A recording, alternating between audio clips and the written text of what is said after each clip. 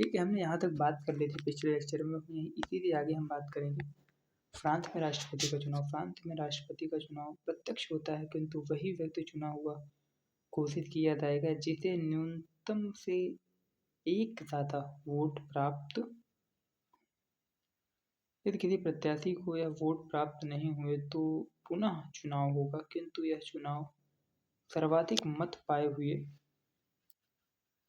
अंतिम दो प्रत्याशियों के बीच होगा, जिसे न्यूनतम आधे से एक अधिक वोट मिलेगा, वह जीता हुआ घोषित किया जाएगा। इस प्रकार यह चुनाव की प्रक्रिया अत्यधिक जटिल, ठीक है, छोटी की मात्रा जटिल और खर्चीली है। अमेरिका का राष्ट्रपति महाभियोग के द्वारा हटाया जाता है। भारत में महाभियोग की प्रक्रिया अमेरिका से अपनाई गई है या ली गई है, जिसमें कुछ भिन्नताएं भी हैं। अमेरिका में राष्ट्रपति पर महाभियोग भ्रष्टाचार, देशद्रोह, रिश्वतखोरी और गंभीर अपराध के आधार पर चलाया जा सकता है। अमेरिका में महाभियोग की शुरुआत हाउस ऑफ रिप्रेजेंटेटिव करता है ना। वह राष्ट्रपति पर आरोप लगाता है और आरोपी की जांच करता है। इसके बाद इसे सीनेट के पास भेज दिया जाता है। आरोप लगाता है और आरोपों की जांच करता है।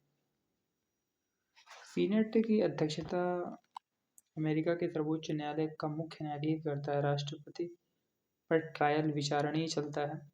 इसके पश्चात जब सीनेट राष्ट्रपति पर लगे आरोप को 2/3 मत से पारित कर देती है तो राष्ट्रपति पद से हटाया जाता है। राष्ट्रपति की शक्तियाँ। कार्यपालिका संबंधी शक्तियाँ हैं, सैन्य शक्तियाँ हैं, कूटनीतिक शक्तियाँ हैं, वित्तीय शक्तियाँ हैं, विवेकी शक्तियाँ हैं, आपातकालीन शक्तियाँ हैं, न्यायिक शक्तियाँ हैं और विधायी शक्तियाँ। क्या क्या है? एग्जीक्यूटिव संबंधी है और डिफेंस से संबंधित है, डिप्लोमेसी से संबंधित है, फाइनेंस से संबंधित है, विवेक से संबंधित है, अब इमरजेंसी से संबंधित है और न्यायिक जुडिशरी से संबंधित है और लीगल। कुछ कोड बन सकता है क्या?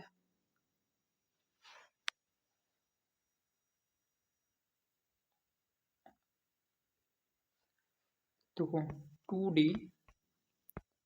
2EF है ना।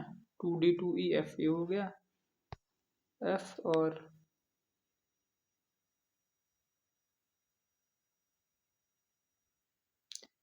JLP कर दो। 2D से एक D से क्या हो जाएगा? डिफेंस संबंधी और दूसरे D से क्या हो जाएगा? डिप्लोमेसी संबंधी। फिर एक ई से क्या हो जाएगा? कार्यपालिका एग्जीक्यूटिव संबंधी। दूसरे ई से क्या हो जाएगा? इमरजेंसी संबंधी। और फिर एफ से क्या हो जाएगा? फाइनेंस वित्तीय शक्तियाँ। जे से जुडिशरी से संबंधित न्यायिक शक्तियाँ और एल से क्या हो गया? लॉ से संबंधित विधायी शक्तियाँ, लेजिस्लेटिव है ना पावर्स। और फिर पी से विवेकाधीन शक्तियाँ। राष्ट्रपति की शक्तियाँ। राष्ट्रपति की कार्यकारी या कार्यपालिका संबंधी शक्तियाँ क्या हैं? आर्टिकल 53 क्लॉज 1 संघ की कार्यपालिका शक्ति राष्ट्रपति में निहित होगी। वह इस शक्ति का प्रयोग स्वयं या अपने अधीनस्थ अधिकारियों के माध्यम से संविधान के अनुसार करेगा। अनुच्छेद 74 क्लॉज 1 राष्ट्रपति को सहायता और सलाह देने के लिए एक मंत्रिपरिषद होगी जिसका प्रमुख प्रधानमंत्री होगा और राष्ट्रपति अपने कृत्यों का प्रयोग करने में इसके सलाह के अनुसार कार्य करेगा।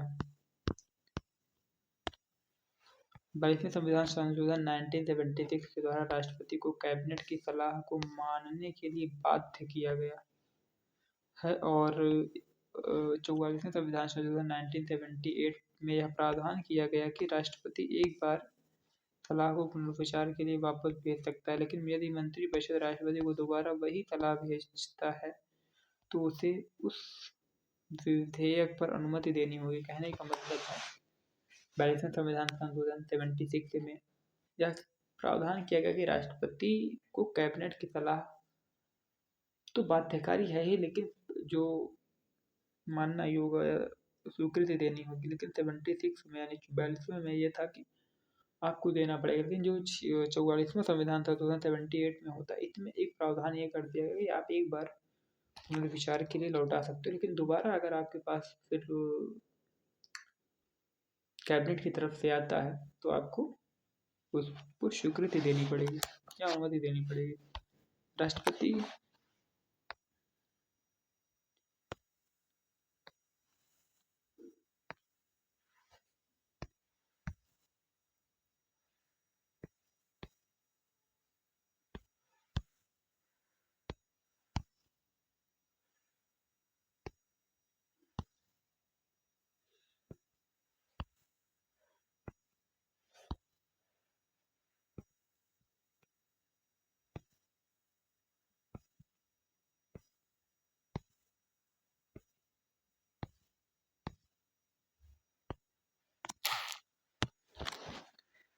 ठीक है, राष्ट्रपति की कार्यपालिका संबंधी शक्ति का विस्तार या कार्यपालिका शक्ति का विस्तार अनुच्छेद 73। राष्ट्रपति की कार्यपालिका शक्ति का विस्तार उन विषयों तक है जिनके संबंध में संसद को कानून बनाने की शक्ति है। 77 भारत सरकार का संचालन है। भारत सरकार की समस्त कार्यपालिका कार्यवाही राष्ट्रपति के नाम से की हुई कही जाएगी। राष्ट्रपति अपने द्वारा जारी आदेशों को प्रमाणित करने के लिए नियम बनाएगा। इस प्रकार प्रमाणित किसी आदेश को इस आधार पर चुनौती नहीं दी जाएगी कि वह राष्ट्रपति द्वारा हस्ताक्षरित या लिखित नहीं है। राष्ट्रपति भारत सरकार की कार्यवाही को सुविधाजनक बनाने और मंत्रियों के बीच कार्यों के बंटवारे के लिए नियम बनाएगा। नोट: व्यवहार में ये नियम कैबिनेट सचिवालय तैयार करता है। महत्वपूर्ण पद पर नियुक्ति और पदमुक्ति: राष्ट्रपति विभिन्न पदों पर नियुक्तियां करता है और उन्हें पदमुक्त करता है, जैसे प्रधानमंत्री, अन्य मंत्री, सर्वोच्च न्यायालय और उच्च न्यायालय के न्यायाधीशों की नियुक्ति, कैग की नियुक्ति इत्यादि। राष्ट्रपति विभिन्न आयोगों का गठन करता है और उनके अध्यक्ष और सदस्यों की नियुक्ति करता है, जैसे वित्त आयोग, संघ लोक सेवा आयोग इत्यादि। राष्ट्रपति की सैन्य शक्तियाँ: सैन्य बलों का सर्वोच्च समादेश राष्ट्रपति में निहित होता है, अर्थात राष्ट्रपति तीनों सेनाओं का प्रधान होता है और फिर सैन्य शक्तियों का प्रयोग संसद द्वारा बनाए गए कानून के अधीन प्लस मंत्रिपरिषद की सलाह से होता है। तो राष्ट्रपति की जो सैन्य शक्ति है वो जो संसद कानून बनाया है और मंत्रिपरिषद की सलाह से ही किया जाता है प्रयोग उसका प्रयोग। ठीक है, यह कार्यपालिका शक्ति का ही एक भाग है। सैन्य शक्ति अर्थ युद्ध की घोषणा, युद्ध विराम की घोषणा इत्यादि। अनुच्छेद 53 क्लॉज 2 संघ के रक्षा बलों का सर्वोच्च कमान राष्ट्रपति में निहित होगा, अर्थात वह तीनों सेनाओं का सर्वोच्च कमांडर है।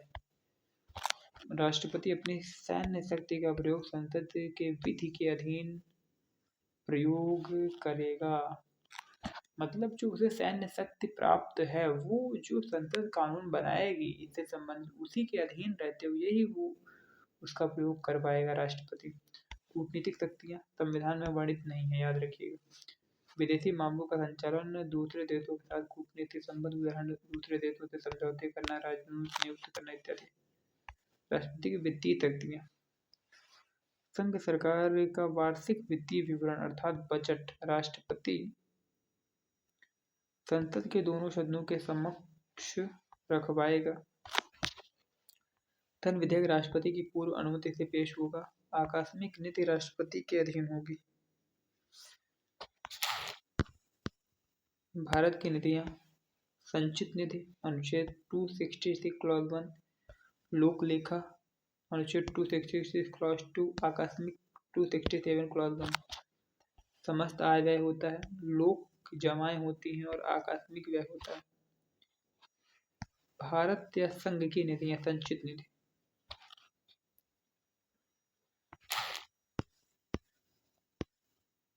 संचित निधि अनुच्छेद 266 क्लॉज 1 में इसका उल्लेख है। भारत सरकार के समस्त आय और व्यय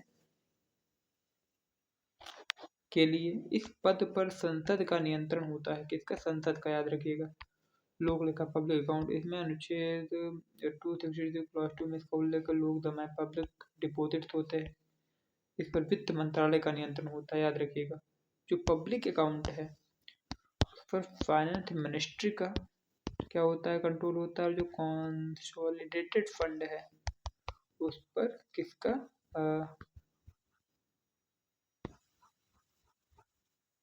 संसद का वो होता है, ठीक है। यह बैंकर की भांति कार्य करता है। लोक लेखा। आकस्मिक निधि है ना, कॉन्टिजेंसी फंड जो होता है 267 क्लॉज 1 में इसका उल्लेख है।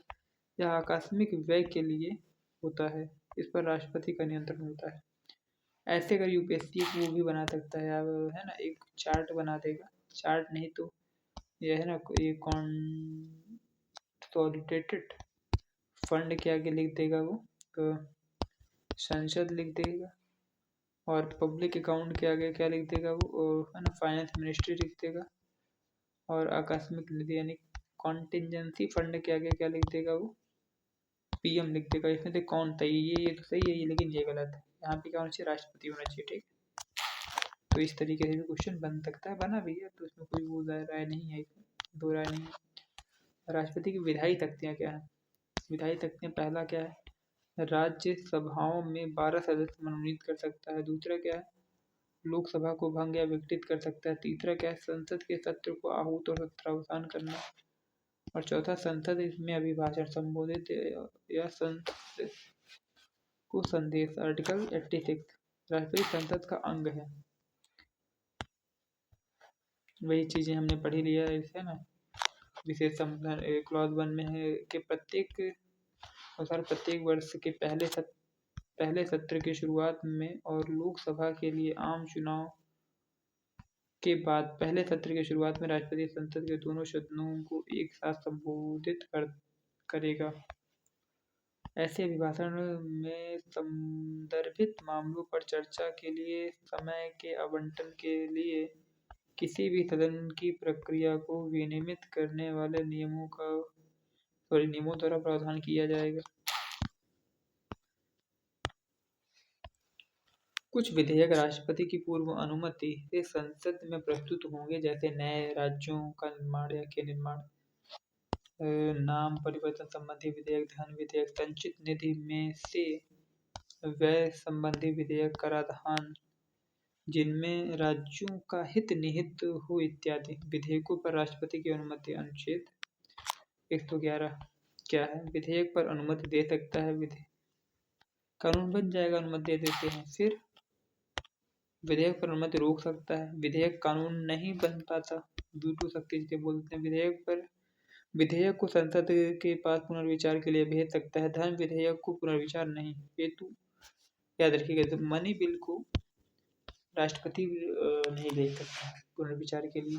संसद द्वारा पुनर्विचार कर वापस भेजने पर राष्ट्रपति अनुमति नहीं रोक सकता है।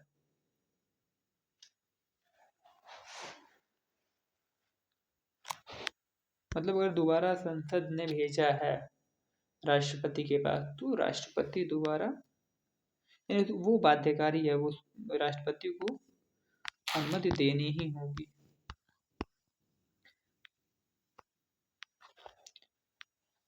ये हमने देख ही लिया है ना। अब हम देखते हैं राष्ट्रपति की वीटो शक्ति। वही वीटो लैटिन भाषा का शब्द है जिसका तात्पर्य होता है मैं मना करता हूँ। वीटो शक्ति अत्यंतिक वीटो, विशेषित वीटो, निलंबनकारी वीटो और पॉकेट वीटो, 4 तरीके की वीटो शक्ति होती है।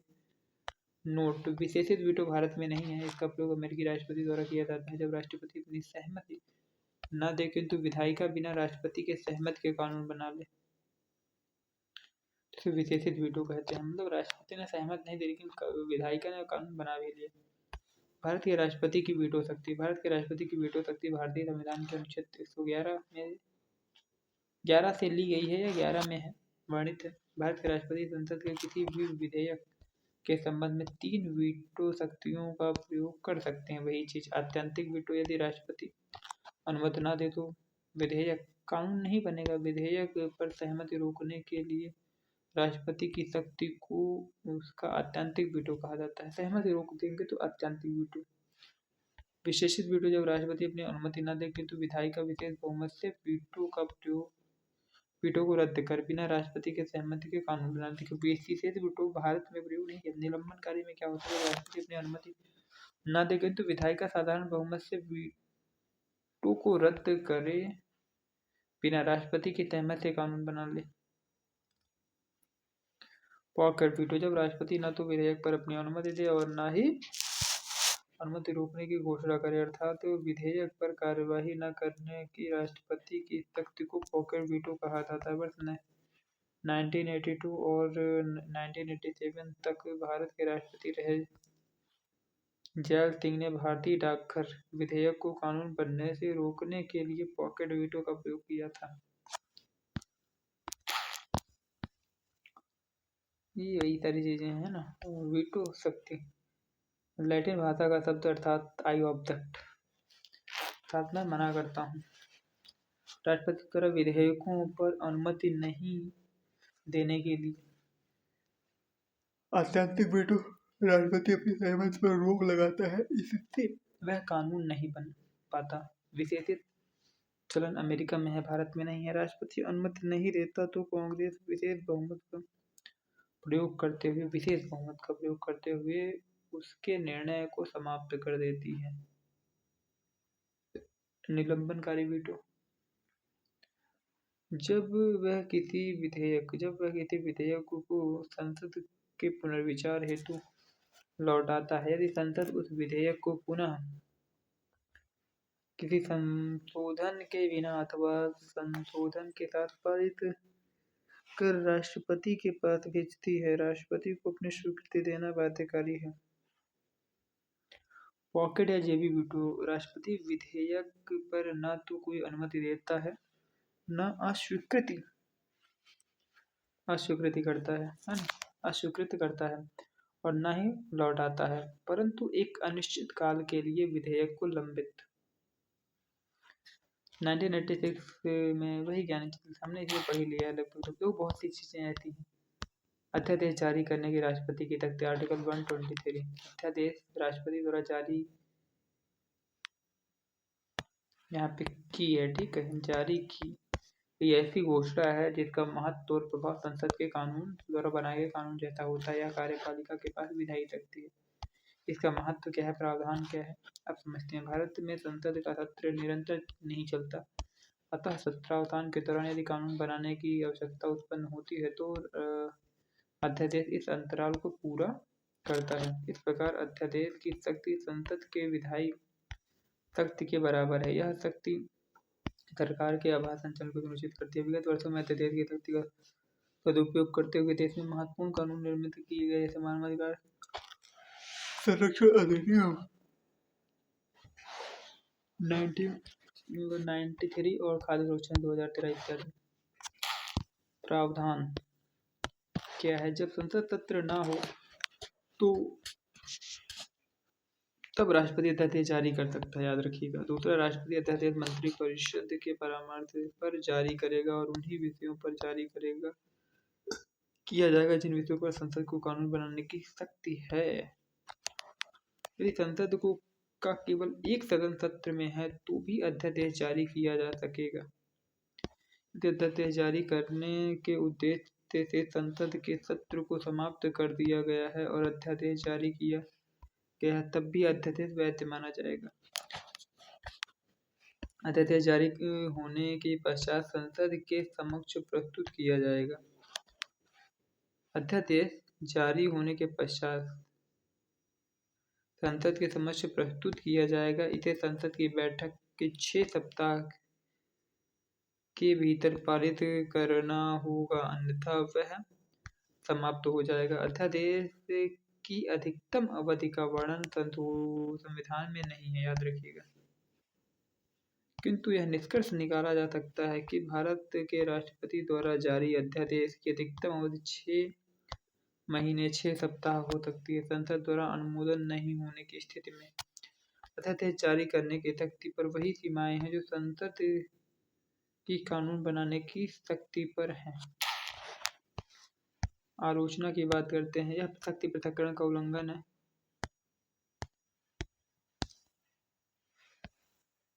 क्योंकि यह कार्यपालिका को विधायी शक्ति देता है। इसे औपनिवेशिक शासन का लक्षण माना जाता था। अमेरिका, ब्रिटेन जैसे देशों में यह प्रावधान नहीं है।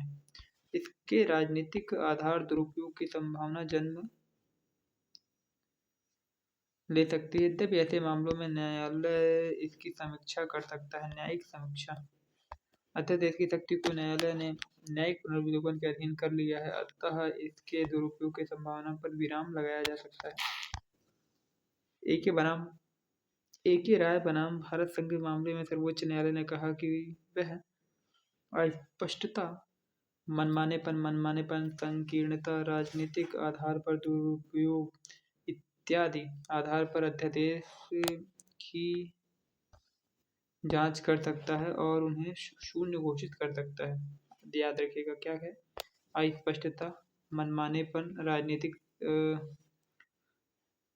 या संकीर्ण राजनीतिक आधार या राजनीतिक संकीर्णता के आधार पर दुरुपयोग इत्यादि पर अध्यादेश की जांच कर सकता है, उसे शून्य घोषित कर सकता है। अध्यादेश के दुरुपयोग का सबसे बड़ा मामला सीधी भाजपा बनाम बिहार राज्य के मामले में प्रकट हुआ। यह मामला बिहार राज्य के राज्यपाल के आदेश अध्यादेश के दुरुपयोग की सख्ती से संबंधित था, किंतु इस मामले में 69 बार अध्यादेश राज्यपाल ने राष्ट्रपति की अनुमति से जारी किया। जब कितने बार इतने से इतने के बीच जारी किए गए। इस मामले में सर्वोच्च न्यायालय ने कहा कि अध्यादेश जारी करने की शक्ति एक असाधारण शक्ति है। साधारण परिस्थितियों में इसका उपयोग नहीं किया जा सकता है, अतः राजनीतिक उद्देश्यों के लिए इसका प्रयोग नहीं हो सकता है। राष्ट्रपति की न्यायिक शक्तियाँ। महत्व।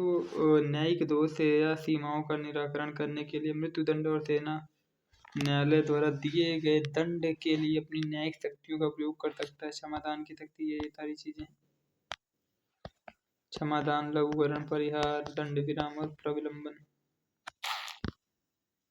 5 तरीके के हैं। दोषी को सभी सजाओं, दंडों या अयोग्यताओं से पूरी तरह से मुक्त कर देता है। यह सजा और दोष सिद्धि दोनों को हटा देता है। लघुकरण या दंड को कम कर देता है। यह किसी विशेष तथ्य जैसे किसी दोषी के शारीरिक विकलांगता या महिला आपराधिक गर्भावस्था के मूल रूप से दी गई सजा के स्थान पर कम परिहार है। दंड विराम में प्रविलंबन है, ये हम समझते ही हैं। दंड ये है। महत्व की बात करते हैं कि इसका महत्व क्या है। राष्ट्रपति को सौंपी गई यह शक्ति कार्यपालिका के हाथ में दी गई न्यायिक शक्ति है। यह शक्ति राष्ट्रपति को इसलिए प्रदान की गई है जिससे यदि न्याय करने में कोई त्रुटि रह गई तो इसका निराकरण किया जा सके और मानवीय आधार पर न्याय में लचीलापन लाया जा सके। यही कारण है कि भारत के अतिरिक्त ब्रिटेन, अमेरिका में भी राष्ट्रपति को न्यायिक शक्ति उपलब्ध कराई गई है। आलोचना शक्ति पृथक्करण का उल्लंघन है, क्योंकि कार्यपालिका में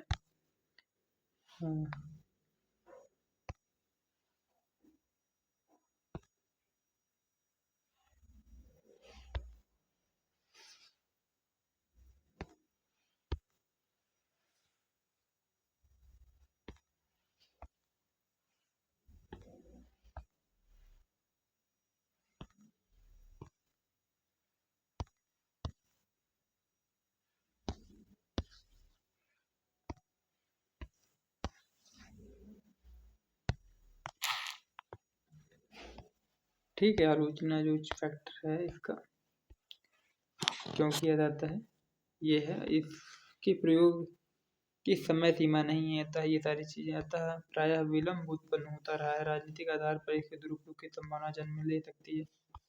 यद्यपि न्यायालय ने समय समय पर इसके दुरुपयोग पर अंकुश लगाने का कार्य किया है। न्यायिक समीक्षा, चूंकि न्यायिक शक्ति के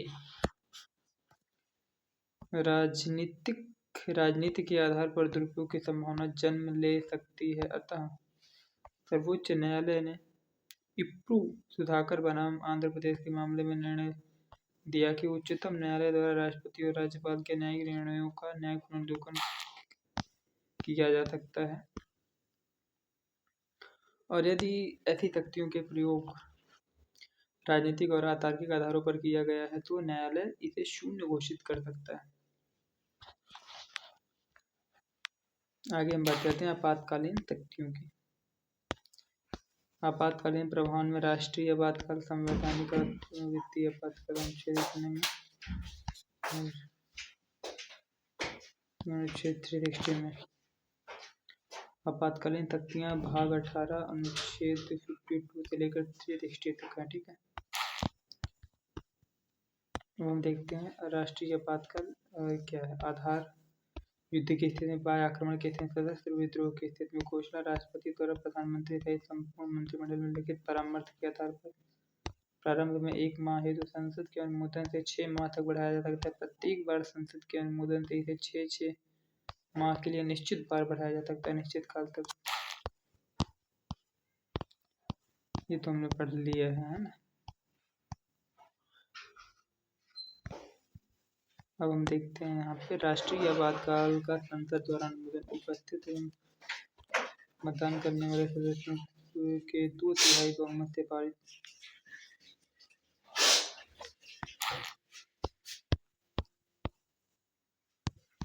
ठीक है, अब हम आगे देखते हैं राष्ट्रीय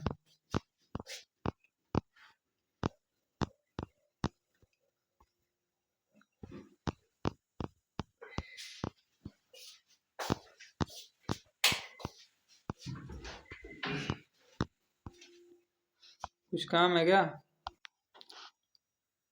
ठीक है, राष्ट्रीय आपातकाल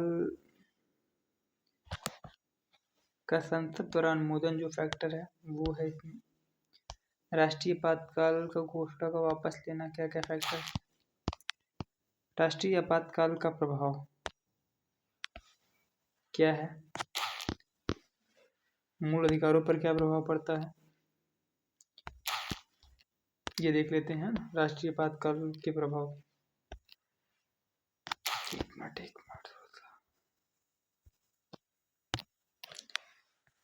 राष्ट्रीय आपात के प्रभाव, संघीय संरचना समाप्त हो जाती है, देश की शासन प्रणाली एकात्मक स्वरूप ग्रहण कर लेती है, केंद्र सरकार राज्य सरकारों को कोई आवश्यक कार्यपालक निर्देश, राष्ट्रपति संघ राज्य वित्तीय संबंधों में कोई आवश्यक परिवर्तन कर सकता है, संसद को राज्य सूची के विषय पर विधि बनाने का अधिकार प्राप्त। यदि लोकसभा का कार्यकाल समाप्त हो रहा है तो संसद विधि बनाकर लोकसभा का कार्यकाल एक बार में 1 वर्ष के लिए बढ़ा सकती है। राज्यों की विधानसभा का कार्यकाल भी संसद द्वारा कानून बनाकर एक बार में 1 वर्ष के लिए बढ़ाया जा सकता है। राष्ट्रीय आपात का मूल अधिकारों पर क्या प्रभाव पड़ता है? युद्ध और बाह्य आक्रमण के आधार पर घोषणा होते ही अनुच्छेद 19 के तहत मूल अधिकार पूरे देश में निलंबित हो जाते हैं। यानी राष्ट्रीय आपातकाल के दौरान आर्टिकल 19 निलंबित हो जाता है। तब तक निलंबित रहेंगे जब तक देश के किसी भाग में आपात की घोषणा लागू है। पूरे देश से आपात की उद्घोषणा वापस लेते ही यह अधिकार पुनर्जीवित हो जाता है। अनुच्छेद 19 के अतिरिक्त कौन से मूल अधिकार निलंबित? इसके ये राष्ट्रपति उद्घोषणा के तो अनुच्छेद 20 और 21 मूल अधिकारों निलंबित नहीं होते। ठीक है, आगे हम देखते हैं इसमें। अब ये था क्या, राष्ट्रीय आपात। अब हम देखेंगे राष्ट्रीयपति शासन। आर्टिकल 356 में है, अनुच्छेद 55 में 355 में क्या है, संघ का राज्य के प्रति कर्तव्य। फिर ये सारे फैक्टर्स हैं। समयावधि, साधन का प्रभाव, समीक्षा है। वित्तीय आपातकाल की बात करते हैं। आधार क्या हो सकता है वित्तीय आपातकाल, 360 में दिया है। आधार जब देश में या देश के किसी भाग में वित्तीय स्थायित्व या वित्तीय साख को खतरा उत्पन्न हो गया हो या आशंका हो। घोषणा की बात करते हैं। राष्ट्रपति द्वारा मंत्रिपरिषद के परामर्श के पश्चात समयावधि प्रारंभ में 2 माह तक और संसद साधारण बहुमत से कितने भी समय के लिए वृद्धि कर सकती है। वापस राष्ट्रपति द्वारा मंत्रिपरिषद के परामर्श के पश्चात। वित्तीय आपातकाल 360 में है। आधार क्या हो सकता है, जब देश में या देश के किसी भाग में वित्तीय स्थायित्व या वित्तीय साख को खतरा उत्पन्न हो गया हो या आशंका हो। उस स्थिति में ये आधार होना चाहिए, तब वित्तीय आपातकाल लगाया जा सकता है। घोषणा राष्ट्रपति द्वारा मंत्रिपरिषद के परामर्श से, सिंपल सी बात, प्रारंभ में 2 माह तक और संसद साधारण बहुमत से कितने भी समय के लिए वृद्धि कर सकती है। वापस राष्ट्रपति द्वारा मंत्रिपरिषद के परामर्श के पश्चात। अभी तक एक भी बार भारत में वित्तीय आपातकाल लागू नहीं किया गया है। वित्तीय आपातकाल का प्रभाव क्या है, राष्ट्रपति की विवेक की शक्तियां से संबंधित। अब हम बात राष्ट्रपति के पद स्थिति का परीक्षण। राष्ट्रपति पद स्थिति का परीक्षण, संविधान का प्रावधान, संविधान सभा का दृष्टिकोण, सर्वोच्च न्यायालय का निर्णय। राष्ट्रपति की औपचारिक स्थिति। संविधान के आधार पर भारत में राष्ट्रपति कार्यपालिका का नाम मात्र का प्रधान है। उसे वास्तविक शक्ति नहीं सौंपी गई है, बल्कि वास्तविक शक्तियां मंत्रिपरिषद में नहीं थे। इसे निम्नलिखित आधार पर समझ सकते हैं। संवैधानिक आधार, आर्टिकल 52, 53 और 71 का संयुक्त निष्कर्ष है कि राष्ट्रपति कार्यपालिका का नाम मात्र का प्रधान है और वास्तविक शक्तियों का प्रयोग प्रधानमंत्री के नेतृत्व में मंत्रिपरिषद करती है। संविधान सभा का क्या दृष्टिकोण है। डॉक्टर अंबेडकर ने संविधान सभा में यह विचार प्रकट किया कि हम राष्ट्रपति के पद को ब्रिटेन के सम्राट या ताज के तत्तुल्य बनाना चाहते हैं। पंडित नेहरू और राजेंद्र प्रसाद आदि ने भी इसी दृष्टिकोण का समर्थन किया। ब्रिटेन में ताज सदैव मंत्रिपरिषद के सलाह पर ही कार्य करता है। उच्चतम न्यायालय के निर्णय की बात कर लेते हैं।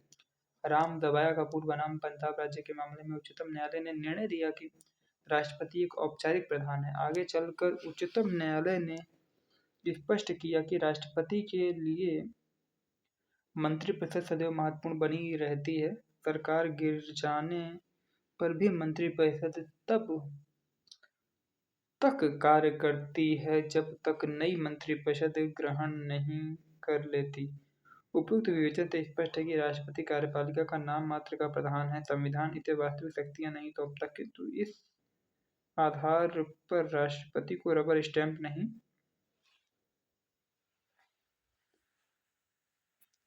माना जा सकता है। भारत का राष्ट्रपति नाम मात्र का प्रधान होते हुए भी प्रभावी भूमिका निर्वाह करता है। निष्कर्ष क्या है, भारत का राष्ट्रपति नाम मात्र का प्रधान है। वह राष्ट्र का अध्यक्ष है, सरकार का अध्यक्ष नहीं। याद रखिएगा, वह राष्ट्र का अध्यक्ष है। सरकार का अध्यक्ष कौन होता है, सरकार का नहीं है। किंतु इसका अर्थ यह नहीं निकाला जा सकता है कि राष्ट्रपति मात्र रबर स्टैंप है। वास्तव में भारत का राष्ट्रपति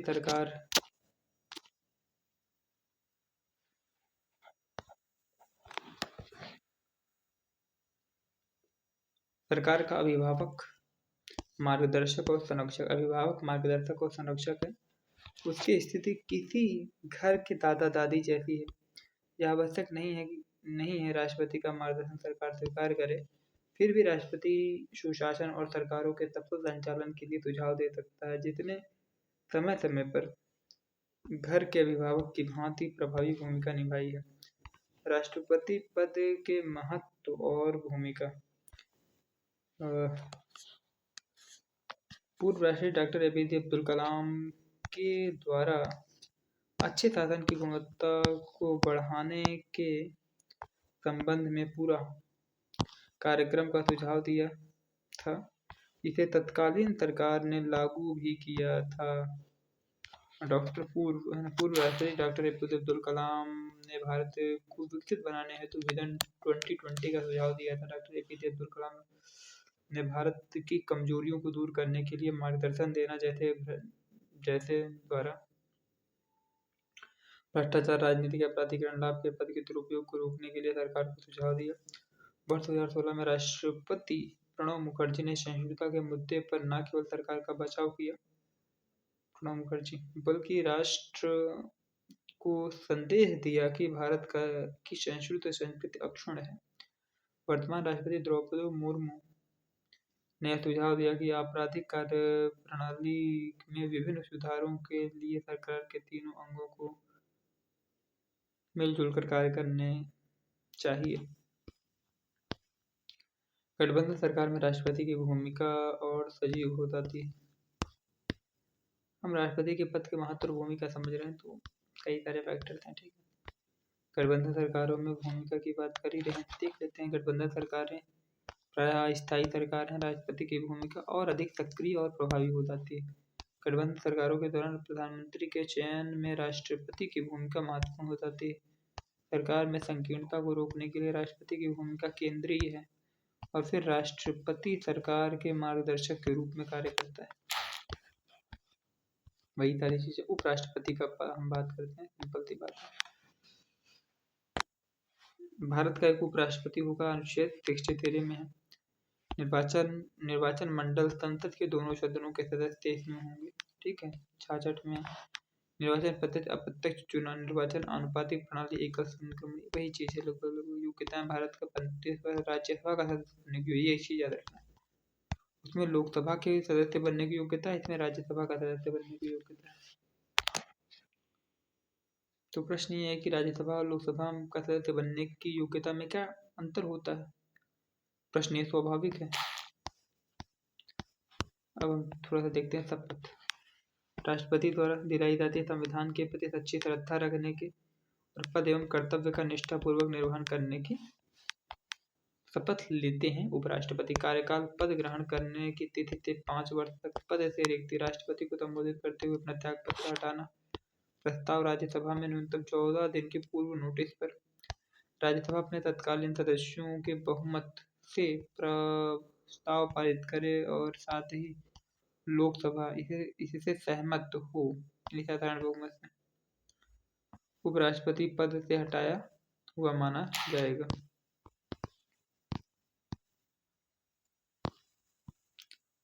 जब हमने बात ही कर ली है तो ये देख लेते हैं थोड़ा सा, ठीक है। उपराष्ट्रपति पद रिक्त की पूर्ति और सेवा शर्तें। निर्वाचन कार्यकाल पूर्ण होने से पहले पद आकस्मिक रूप से रिक्त, चुनाव यथाशीघ्र 6 माह की समय सीमा का वर्णन नहीं,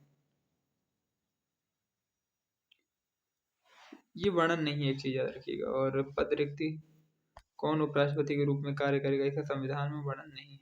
केवल शर्त उपराष्ट्रपति। 1 मिनट।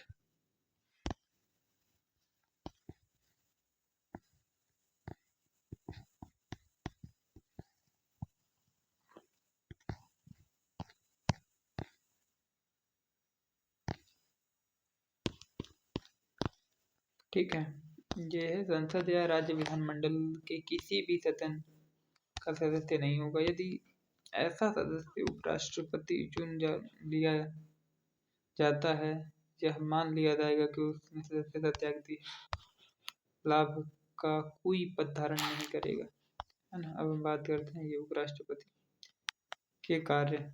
64 में राज्यसभा का पदेन सभापति होता है, याद रखिएगा ये। वह राज्यसभा का पदेन सभापति होगा, अर्थात इसका अर्थ है वह राज्यसभा का पूर्णकालिक अध्यक्ष नहीं होता। वह राज्यसभा की बैठकें बुलाई जब राज्यसभा की बैठकें बुलाई जाएंगी तब वह इसमें भाग ले सकता है और बैठकों की अध्यक्षता ही करेगा। Sorry। वह राष्ट्रपति की आकस्मिक कृत्यों का निर्वहन करेगा। इसका अर्थ यह है कि राष्ट्रपति की अनुपस्थिति में वह राष्ट्रपति के रूप में कार्य करेगा। ये सारी बातें हम इसको दोबारा पढ़ेंगे, अभी हम एक तरीके का ओवरव्यू ले रहे हैं, ठीक है। मंत्रिपरिषद अनुच्छेद 75 में है, प्रधानमंत्री की नियुक्ति राष्ट्रपति करता है। अन्य मंत्रियों की नियुक्ति प्रधानमंत्री की सलाह पर राष्ट्रपति करते हैं। मंत्रियों की संस्था प्रधानमंत्री सहित लोकसभा के सदस्य संख्या 15% से अधिक नहीं होनी चाहिए। 91 इस पे क्वेश्चन बन चुका है यूपीएससी में, था 2020 में है या 21 में, कुछ ऐसे ही है। 91 2003। और फिर ये मंत्रिपरिषद की संरचना ब्रिटिश परंपरा पर आधारित है। सारी चीजें वही हैं, है ना।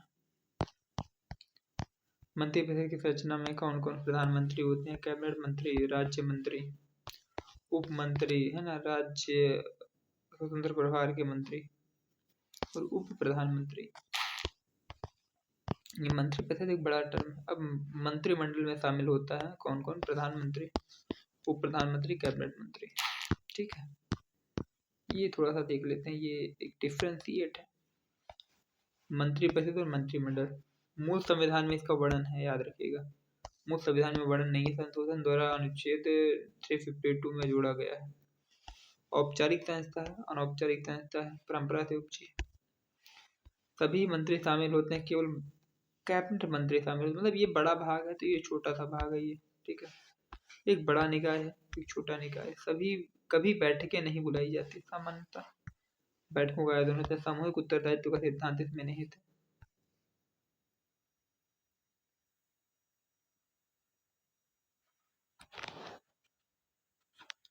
पता नहीं क्या लिखा है, ये ट्रांसलेट ही इसका गलत हुआ मुझे लग रहा है। क्या पता नहीं क्या लिख दिए हैं। वही चीज है मंत्रिपरिषद मंत्रिमंडल। थोड़ा सा दोबारा देख लेते हैं।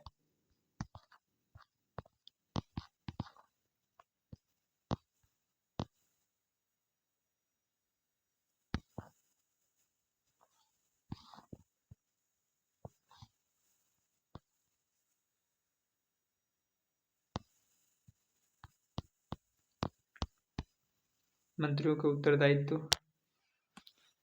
72 क्लॉज 2 में समस्त मंत्री राष्ट्रपति के प्रसाद पर्यंत इच्छा पर्यंत। यह इच्छा राष्ट्रपति की निजी नहीं, यह संसदीय व संवैधानिक परंपराओं से बंधी हुई है। मंत्री राष्ट्रपति के प्रति व्यक्तिगत रूप से उत्तरदायी। मंत्रियों की नियुक्ति या पद मुक्त राष्ट्रपति द्वारा। संपूर्ण मंत्रिपरिषद सामूहिक रूप से लोकसभा के विरुद्ध उत्तरदायी। मंत्री ये हमने देखा है, तो इसमें ज्यादा आगे नहीं बढ़ते, मंत्री की बात करते हैं। मंत्रियों का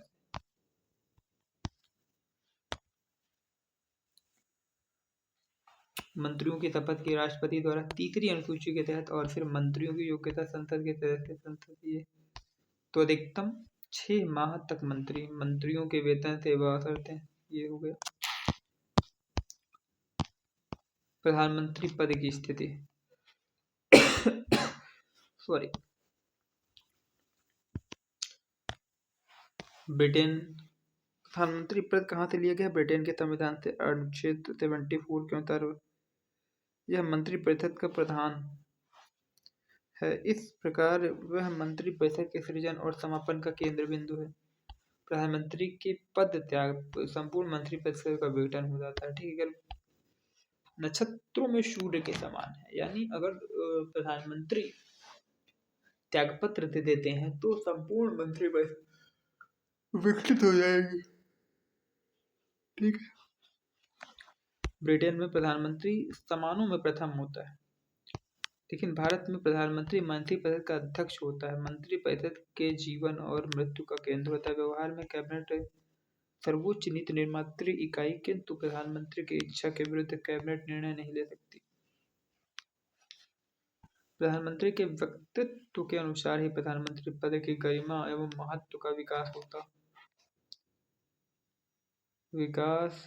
होता रहा है।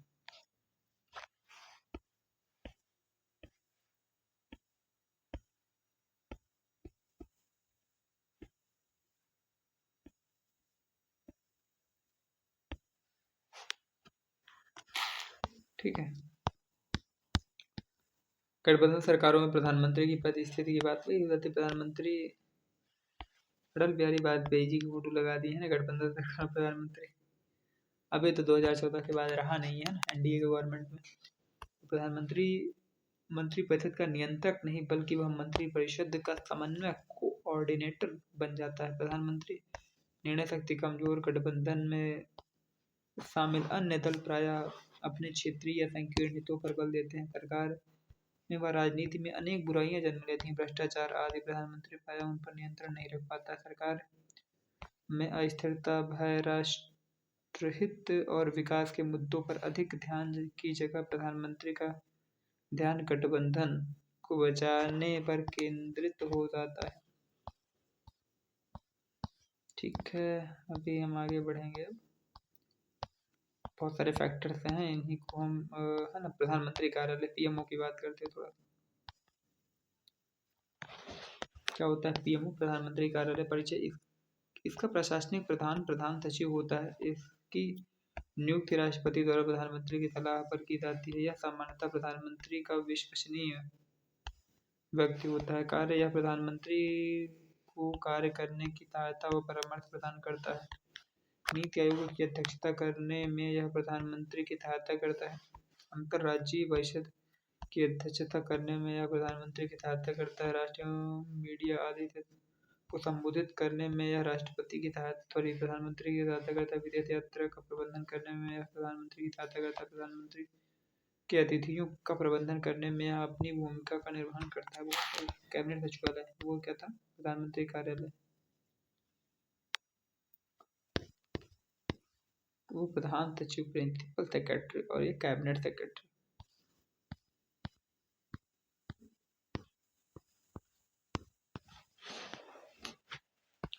कैबिनेट सचिवालय, इसका प्रशासनिक प्रधान कैबिनेट सचिव होता है। इसकी नियुक्ति राष्ट्रपति द्वारा प्रधानमंत्री की सलाह पर की जाती है। मंत्रिमंडल के प्रधान के रूप में कार्य करने के लिए यह प्रधानमंत्री को सदस्यता व परामर्श देता है। मंत्रिमंडल की बैठकों का आयोजन एवं एजेंडे आदि का निर्धारण करता है। मंत्रियों की शपथ आदि का निर्धारण करता है। कैबिनेट समितियों को सहायता प्रदान करता है। सभी विभागों के मध्य समन्वय स्थापित करता है। भारत सरकार एवं राज्य सरकार के मध्य समन्वय स्थापित करता है। केंद्रीय सचिवालय है, वही सारी चीजें इसमें। अब क्या ही चीज है ना, मंत्रालय में मंत्री होता है, विभाग में सचिव होता है, विंग में संयुक्त सचिव होता है, डिवीजन में उप सचिव होता है, ब्रांच में अपर सचिव होता है, सेक्शन में सेक्शनल ऑफिसर। प्रशासन की सबसे छोटी इकाई होती है महान न्यायवादी। ये एक बड़ा फैक्टर है ना, महान न्यायवादी का। भारतीय संविधान के अनुच्छेद 76 में महान न्यायवादी अटॉर्नी जनरल की व्यवस्था है। महान न्यायवादी के कार्य की बात करते हैं। देखिए इसमें चार्ट होगा तो चार्ट से ही कंप्लीट कर लेंगे, नहीं तो कोई नहीं, इसको हम रीड करके कंप्लीट कर लेते हैं। महान न्यायवादी का, महान न्यायवादी का कार्य है ना, यह भारत सरकार का सर्वोच्च विधिक सलाहकार होता है। यह भारत सरकार का सर्वोच्च विधि अधिकारी है, जिसे देश का सबसे बड़ा सरकारी वकील भी कहा जाता है। भारत सरकार के विरुद्ध मुकदमे में न्यायालय के समक्ष न्यायालय में उपस्थित होकर भारत सरकार का पक्ष रखता है। जब राष्ट्रपति उच्चतम न्यायालय से परामर्श मांगता है, तब महान न्यायवादी राष्ट्रपति की ओर से उच्चतम न्यायालय में उपस्थित रहता है और राष्ट्रपति के पक्ष का पक्ष रखता है। संसद के किसी सदन में उपस्थित होना, अपने विचार प्रकट करना, किंतु मतदान का अधिकार नहीं। विभिन्न न्यायालयों में यह भारत सरकार का पक्ष रखता है। महान न्यायवादी भारत सरकार के खिलाफ कोई केस नहीं लड़ सकता, न ही भारत सरकार के खिलाफ सलाह दे सकता है। वह प्राइवेट प्रैक्टिस कर सकता है, लेकिन भारत सरकार के खिलाफ नहीं कर सकता। महान न्यायवादी की सहायता देने के लिए अन्य एडवोकेट की भी नियुक्ति की जाती है, जैसे solicitor general, assistant solicitor general आदि नियुक्ति। महान न्यायवादी की नियुक्ति भारत के राष्ट्रपति द्वारा की जाती है। योग्यता, सर्वोच्च न्यायालय के न्यायाधीश बनने की योग्यता होनी चाहिए। फिर कार्यकाल इसके कार्यकाल का संविधान में कोई उल्लेख नहीं है कि इसके अटॉर्नी जनरल के। परंपरा के अनुसार मंत्रिपरिषद के त्यागपत्र देने पर यह भी त्यागपत्र दे देता है, किंतु नए महान्यायाधीश के आने तक यह पद पर बना रहता है। महान्यायाधीश राष्ट्रपति के पश्चात पर्यंत पद धारण करता है। इसका कार्यकाल निश्चित नहीं होता। पारिश्रमिक महान्यायाधीश को वेतन नहीं मिलता, बल्कि उसे पारिश्रमिक मिलता है। इस पारिश्रमिक का निर्धारण राष्ट्रपति द्वारा किया जाता है। और फिर वेतन और पारिश्रमिक में क्या अंतर होता है, प्रश्न ये सर्च कीजिएगा, है ना।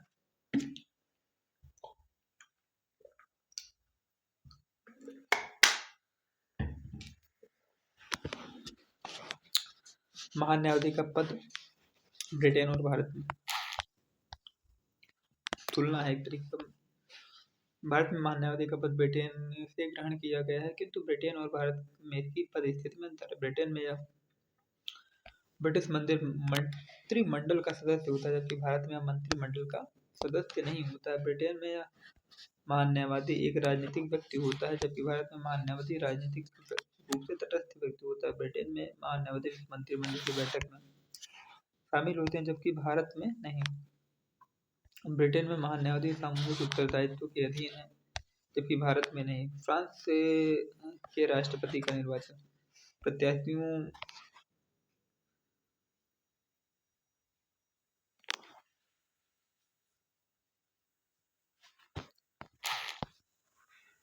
ये निर्वाचन यहाँ से कहाँ से आ गया, एक मिनट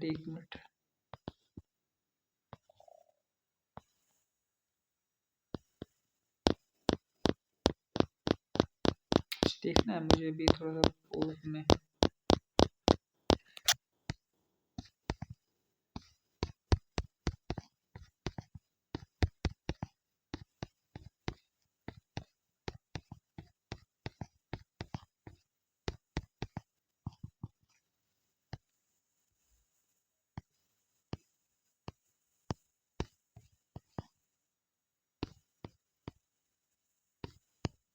नहीं लग रहा है,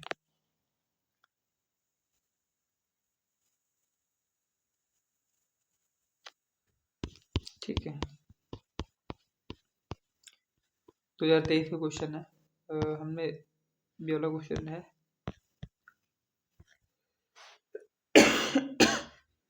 कई क्वेश्चन आए 2023 में, ये भी देखो। और 23 का पेपर ऐसे ही था, फिर क्वेश्चन ये आया 22 में था, ये है ना 22 में क्वेश्चन था। भारत का संविधान मंत्रियों को 4 श्रेणियों में वर्णन, अर्थात इतने इतने इतने नहीं, गलत है ये सही है। ऑल न्यूट्रल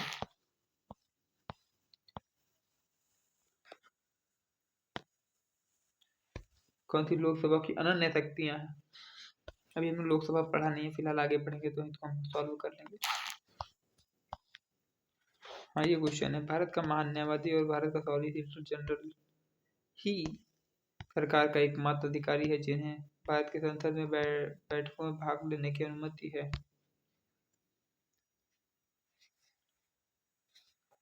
भारत के संविधान के अनुसार भारत का महान्यायवादी अपना त्याग पत्र दे देता है जब वह, संविधान के अनुसार नहीं, गलत है।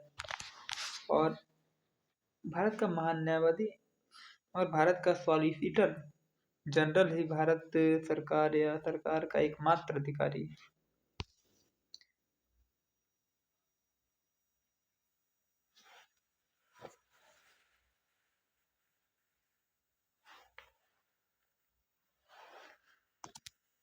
क्या होगा इसमें, डी होगा। ऐसे क्वेश्चन है, हाँ ये देखो 3 क्वेश्चन तो ये। भारत और फ्रांस के राष्ट्रपति के निर्वाचित होने की प्रक्रिया का आलोचनात्मक परीक्षण करना है। फिर महान्यायाधीश भारत की सरकार का मुख्य अतिथि तो वित्त सलाहकार और वकील है। चर्चा कीजिए किन परिस्थितियों में भारत के राष्ट्रपति के द्वारा वित्तीय आपातकाल की घोषणा की जाती है। ऐसी घोषणा के लागू रहने तक इसके अनुसरण में क्या क्या परिणाम होते हैं, वही चीज, प्रभाव क्या क्या, महत्व क्या है इसका वो बताना है। हम सॉल्व कर सकते हैं आराम से क्वेश्चन को। अब हम आगे बढ़ते हैं। यूनिट अगली है यूनिट संसद के बारे में। तो संसद में हम क्या क्या पढ़ेंगे, हम इसमें आगे बढ़ने से पूर्व हम अभी रुकते हैं और फिर आगे इसको सॉल्व करेंगे।